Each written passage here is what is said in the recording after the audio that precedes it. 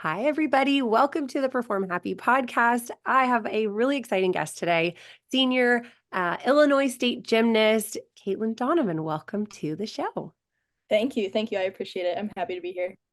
Yeah, so you are like on the downward slope of season, right? You, you get to kind of Yeah, definitely a exhale. crazy time in season. It's like I feel like sometimes I'm running around with my head chopped off just between school and gymnastics and then traveling on the weekends. So now I'm like trying to think of new hobbies I can do while the weather's still in that like midst of changing. I like started picking up painting and yoga and things that are outside of gymnastics in school. So it's been definitely a time of exploration, I guess. But That's such a great thing to do anyway. Well, if you ever have any free time, gymnasts out there, I know right, it's right. slim, but Yeah. that's something that actually it's advice that I've heard from people who help kids overcome injury is Mhm. that if you have other loves and if you have other hobbies, then those like little blips on the radar where you can't train as much as you want or whatever, it's like you can still sing, you can still Yep. draw, you can still do yoga, in some cases. So that's awesome that you're like a well-rounded human. What a concept.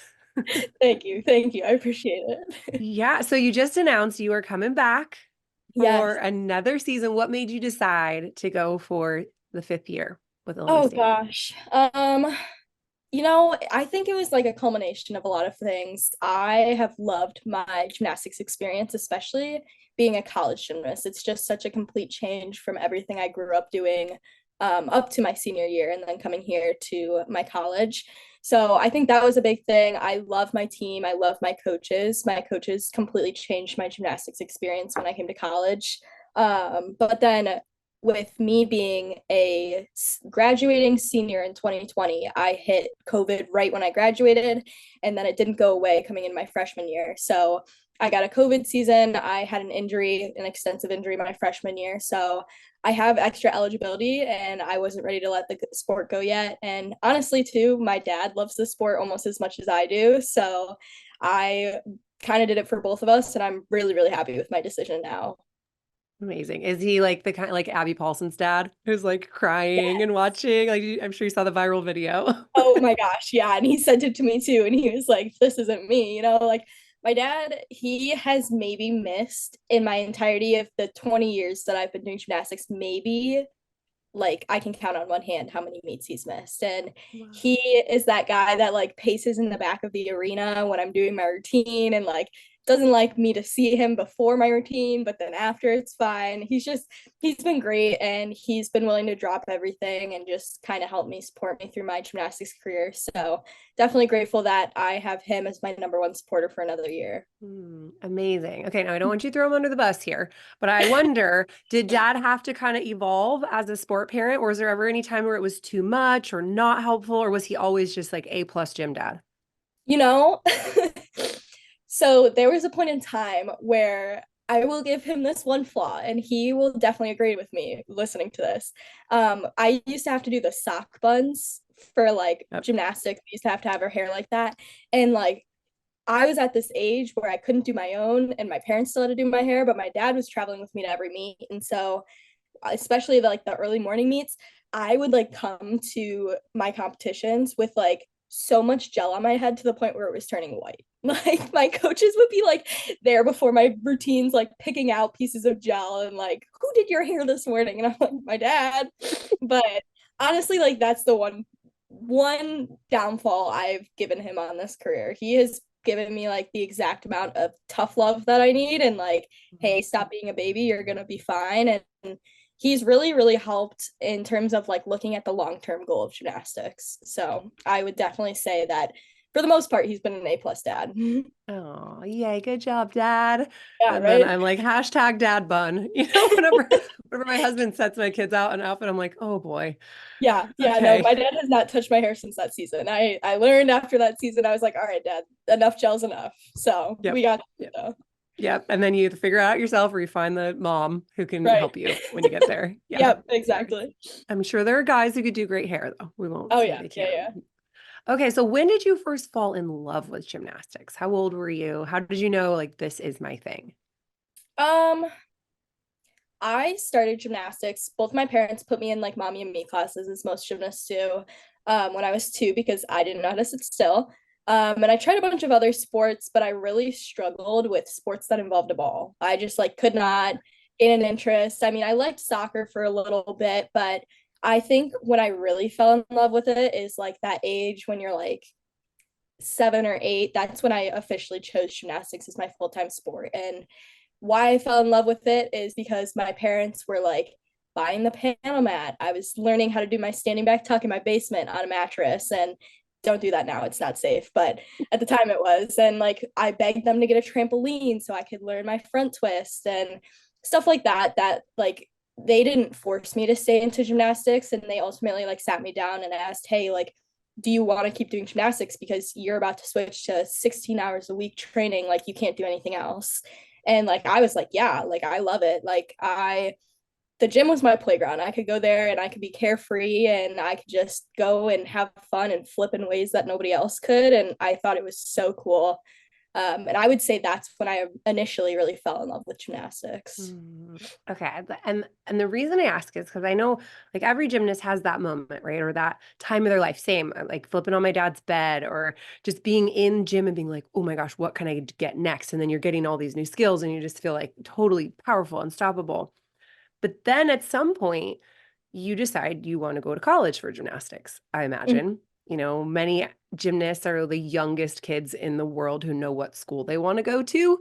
Right. So at what point did you set your sights on college?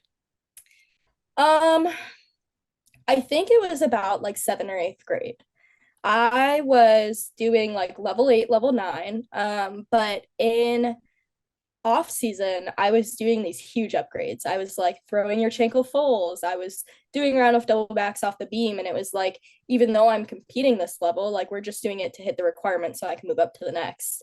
Um, and I didn't really know because I'm the oldest of 2. So my younger brother, who's actually a collegiate football player, so he got the second hand of this, but I didn't know like what recruiting entailed. It's such a strenuous process. And honestly, like I don't think my dad knew either. Like he was completely in the dark. Like we were just following what my coaches and like parents of older teammates had told us to do. And initially I set my sights like super high. Like I was like, I'm gonna go to Oklahoma or I'm going to go to LSU. And obviously, that's not realistic. Now I'm at a very happy place at my school currently, but it like took a long time for recruiting to settle in and like me figure out the routes of recruiting. Okay, so for kids out there, those seventh, eighth graders who are like, I'm going to UCLA or, you know, like whatever, they're like, I want to go to college. Mhm. What would you suggest, like how they can not lose their minds, not lose their love for the sport? I think that that can happen sometimes in the recruiting process. Yeah. Also, really get set up in the best way possible. Like if you go back and talk to 12-year-old you, what would you suggest? Oh gosh. Well, I would say like my struggle years where I almost lost love for the sport. Actually, I definitely did for quite some time. Was my high school years, and it was during recruiting and all of that stuff. And honestly, what got me through recruiting was creating this list and doing my research in terms of schools. So, like my dad and my coaches helped me construct like an email that I was going to send out to a massive amount of schools, and then it's like you have your reach schools where it's like I would love, like I dream to go there, I dream to go compete at UCLA or LSU or whatever it is. And then you have your schools where it's like, okay, if I was recruited right now I could see myself competing at these schools. And then you have your kind of like in the middle where it's like, oh, like I'm a very vault and floor heavy individual. Like I knew I wasn't going to come to college and compete bars. Bars was my weak spot. But like it was like, oh, like these schools I could compete my 2 events and like maybe be a contender for like a backup on this event. And so I kind of divided my schools into those 3 categories. And then based on who responded, I kept showing interest or I kept sending out those emails and sending out videos. YouTube was like a big thing for me, but ultimately what my dad always said is like the barking dog gets fed. You don't want to be annoying, but at the same time you want to be this recruit who's in their face and like, hey, I want to do college gymnastics, are you going to help me achieve my goal? Because if not, I'm going to find somewhere that's going to be a perfect fit for me. I mean, that's such great advice, I think, as a gymnast in general, or even as a human on the planet. Mm-hmm. If you need a spot, ask for it. If you need a mat, ask for it. If you want to go to a school, say hi. I would like to go to your school. I mean, nobody's Yeah. going to be able to read your mind in gymnastics. And unless you're like first place at every regionals nationals for 4 years, like you got to pound the pavement and get out there and put yourself in front of people. Right. Well, even if you're first place at like these big competitions, like you still need to ask in order to figure out what's best for you. Like I've talked to some of my old teammates who have ended up in the transfer portal because like they were these big recruits who like, oh, I have these aspirations of going to this school. They commit to the school without knowing anything, and it's like they get there and oh no, like they don't have what I want to study, or oh no, like turns out I really don't like this coach's environment. Like I want to switch. So even if like no matter what category you fall in, I would say like ask those questions, ask those tough questions, and there is a perfect fit out there for everyone, whether it's Division 1 to Division 3 gymnastics or it's acro and tumbling. There's a fit for everyone. Yeah. And I would think of it also like, I don't know if you would agree with this, that you're interviewing them to Yes. see, like, are you worthy of my awesomeness? Are you the Mhm. place that I will thrive, that I will be Yeah. happy? Right. Instead of like, just take me and I'll make it work. I'll do Yeah. anything. Like, Yeah, that's not, 100%. And I think too, like one thing that really helped me in my college decision, I had a teammate who had previously attended my school, and I kind of got the inside scoop for recruiting from her. But then I came down here for a camp for a week, and I spent a week with girls that could be my future teammates. I spent a week with girls who were on the team that were going to be there when I would like enroll as a freshman. And like I spent a week with my coaches. So not only do I get to learn who they really are and ask those questions, but they get to know who I am as a person, because videos of my skills that I'm throwing don't show the individual I am outside of gymnastics, or the kind of student that I am, or everything else that I like to do that could make a well-rounded student athlete that's outside of the sport. yeah. Or the personality and the love Yeah. that you bring to your team, which is so important Mm-hmm. in I college. agree. Yeah. The kid with heart is the one that is going to be such an asset to the team than someone who's like a solo Mm-hmm. person. I don't Yep. know. I imagine if I'm like doing my own personal uh draft, I would Mm-hmm. want the athletes who are like, let's just do a little more conditioning. Let's just like finish like I want more. I want to compete. I want to be out there. And those are the athletes too who thrive in college. Like college is so different than club in the fact that it's a team sport. Like you go out there, you perform your routine, and the first thing you want to see is like your teammates jumping up and down, running out on the floor. Like your teammates create your experience and they make or break it. And ultimately, it's not going to be just what your teammates put into it. It's also going to be like what you can give back to them. So I would say like having that love and that passion is going to take you a lot farther than just natural talent. Boom. Yeah. Okay, so then I've heard so many high school juniors who are these, really super talented athletes that like have a setback or an injury or something that sort of like puts a kink in their whole like, this is not the plan. And then they start to look at like, well, if I don't get into my dream school, has this all been worth it? Did you ever have any moments like that where you had a kink in your path or it didn't look like it was going to go the way you wanted and you kind of questioned your love for the sport? Yes, completely. My whole high school experience, honestly, was just like it was literally like a gymnastics movie. Like come back from all of the setbacks.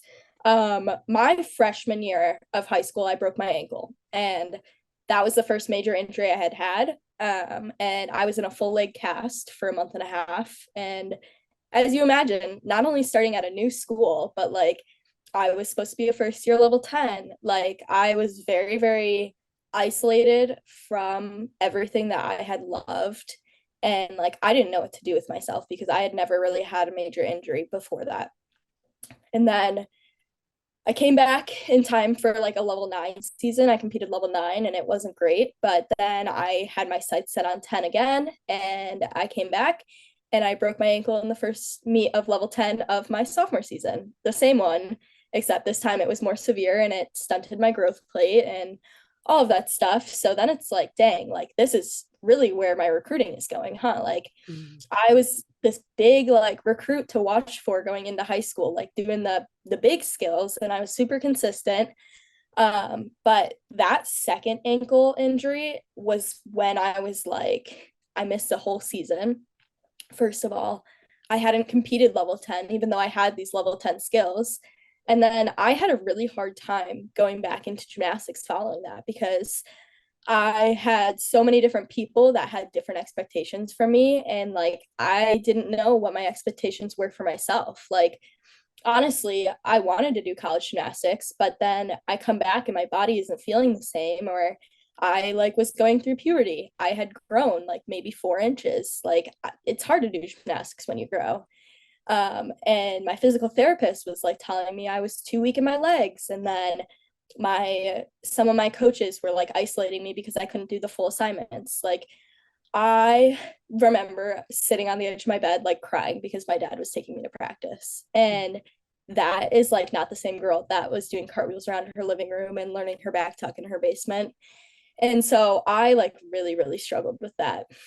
And I think like a big thing that really helped me was I had this one coach who had told me like that he saw how much passion I had. And like I was the girl that always had passion. Like I was never naturally talented. I still don't have my splits down and I'm 22. Like but it was the passion and the drive, and he was just like, look, like if you're going to give up, I'm not going to let you give up now. Like you got to at least try to come back. And I was so done. I was so done with gymnastics. My dad was like, do you want to do swim and dive and like try and dive? And I just ended up sticking with it. And like my dad was so supportive. Like came home every day with ice buckets filled to ice my ankle if it was sore. Like was very willing to like check in on how I was doing and how recruiting was doing and all of that stuff. So I did end up coming back, as we can see now. But I took a break from recruiting for a little bit because that was really weighing on me. And for me, now rules have changed. But the first time that college coaches could respond to you was August 1st of your junior year. So I'd spent that whole summer coming back from my ankle injury.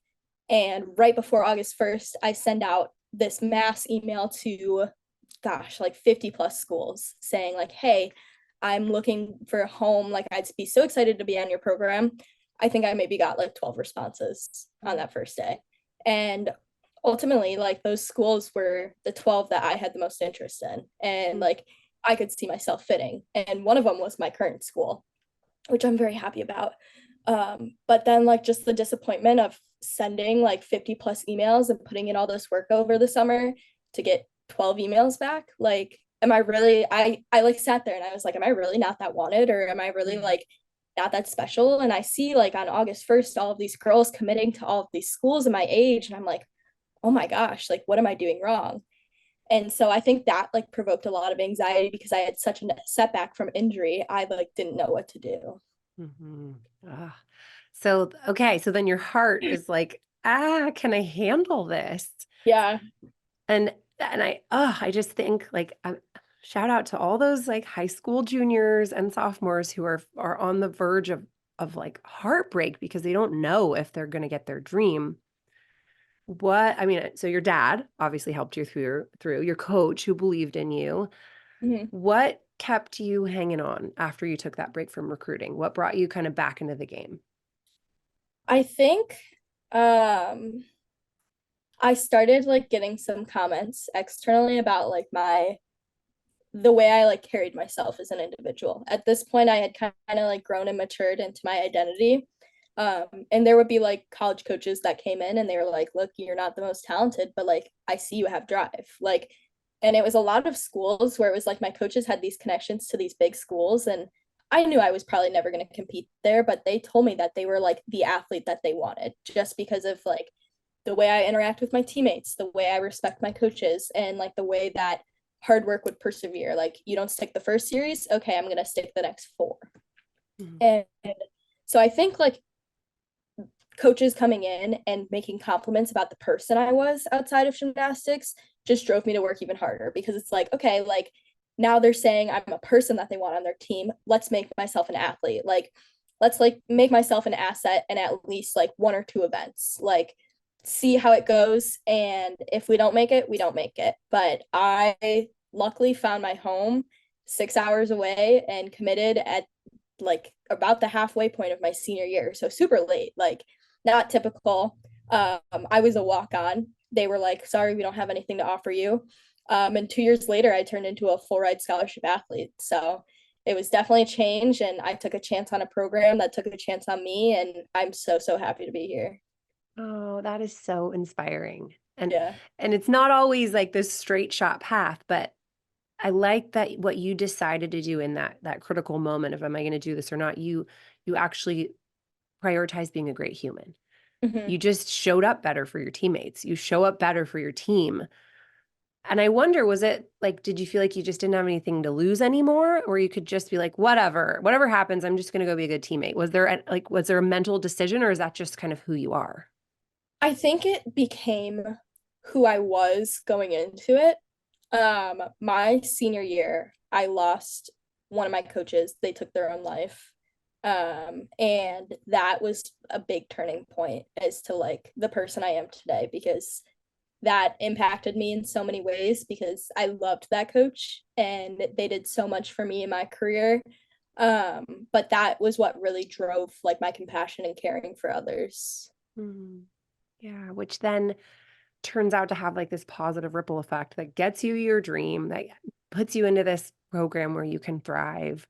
I mean, I think it's just a testament to you never know the end of the story while you're Oh, walking through it. completely, completely.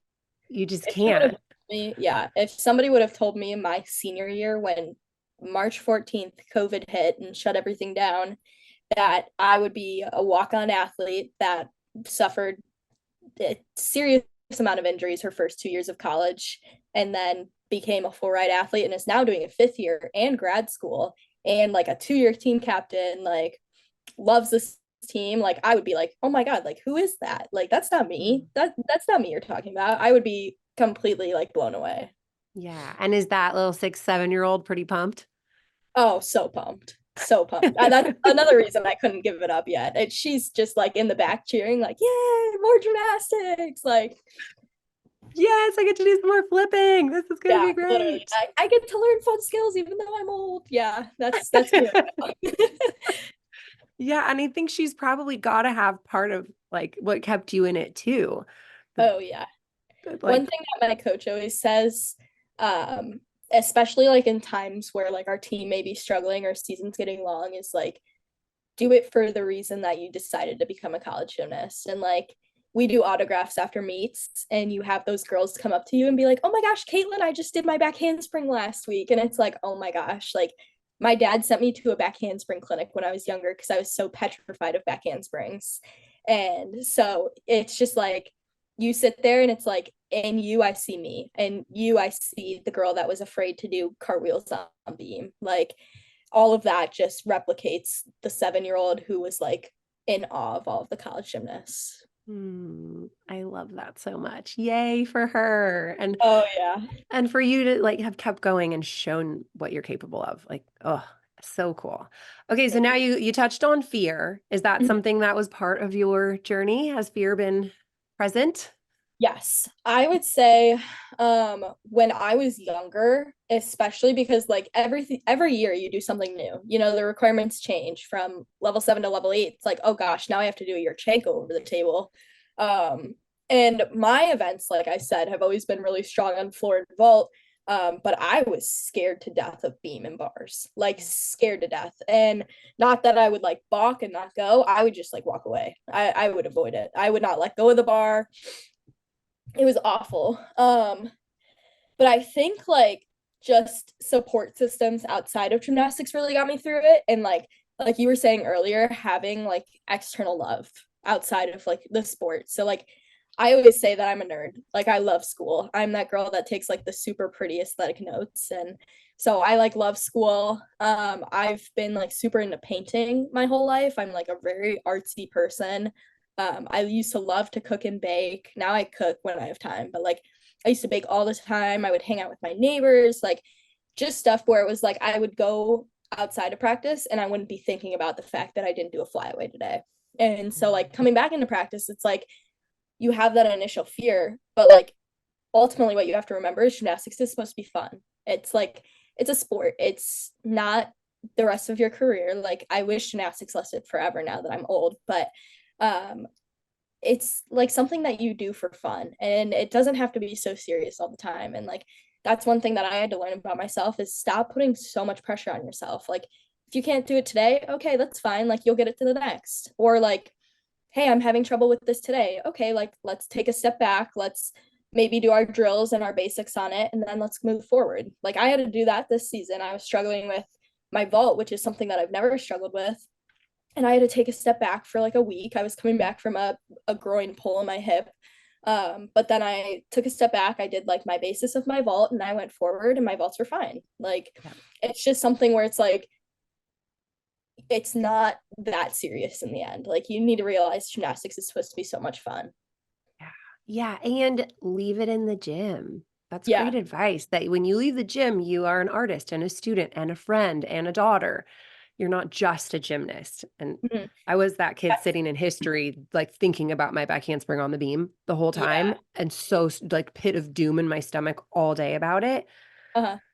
I made it a big deal. And so, if Yeah. you can just let it be in the gym and just, okay, we'll get back to this tomorrow, whatever, it's all good. That's so important to not make a big deal That's out of like it. something I tell my teammates too. And like, I mean, now I'm the oldest girl on my team, but like my freshman year, I struggled. College gymnastics and club gymnastics are completely different. And like our assignments, they do get hard. We have this one thing called monster routines where it's like you have to do 3 of each skill inside of your routine. So you do 3 series and then you move dance into your next thing. And like there's girls that will get very frustrated. And it's like sometimes you have to nudge them and be like, hey, like you leave this here. Like this is your break from school. The gym is like your playground. I always say that. Like yeah, I come here to have fun. I come here to enjoy gymnastics. Yeah, it can be stressful sometimes. And like when you're a college athlete, yeah, sometimes it does feel like a full-time job. But the minute that you walk out of those doors, you're no longer doing gymnastics. Like you no longer have to throw a monster series when you go home to cook dinner. And so like I think that's a big thing that like really puts things under perspective. That each is a break from the other, that you Yeah. can and find gratitude in that. That now I'm taking a break from school and now I'm taking a break from gym. That Mhm. it's all good balanced parts of your life that you do independently. Yeah. Awesome. Okay, so one of the questions that one of the girls I talked to before I came on, I have some athletes in my program who had questions for you. Oh, so fun. So one of them, let's see, let's start with Sydney asks, what is your daily routine? She's also curious about how many hours you train. Okay. My daily routine is definitely a lot more than the average college athlete because I have a pretty hard major and I also have a minor and I'm also president of the Student Athlete Advisory Council and I volunteer and I do a lot more than your normal college athlete would. But right now we're in off season, so we only have 8 hours of mandatory training and we train Tuesdays and Thursdays from 7 to 9 in the morning. And then we lift Mondays and Thursdays for about an hour.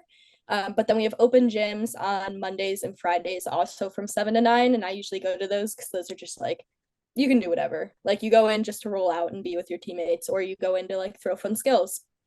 But I would say every day I wake up around like 6 and I head to the training room and I go get taped. Sometimes I'll heat stuff if I'm like sore or if I feel like I need it. And then we practice in season from 7 to 10. But I retired bars because of an injury. So I usually get my practice done early. And I also have class at 9:30. So I get my stuff done and then I go to my first class from 9:30 to 10:50 and then I go to my second class from 11 to 1. And then sometimes I'll have like training room time or I get like dry needled for injuries. So I'll do that or I'll have like rehab exercises and PT exercises that are just kind of maintenance stuff.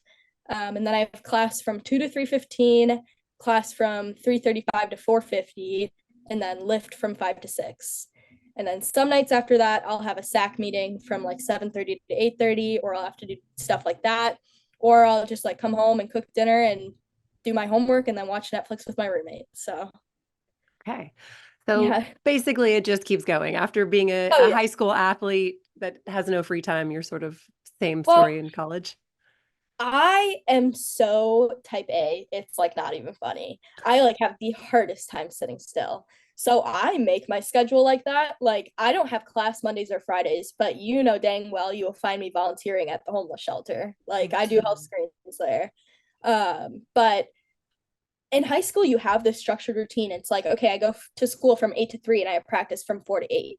In college, it's like you have your block of practice and you have your lift time and then you have your classes. But like some days you don't have class. So it's really about time management. And like if you're in between classes, like the time I usually have training room time, it's like, oh, if I don't have training room time, am I going to take a nap or am I going to do my homework?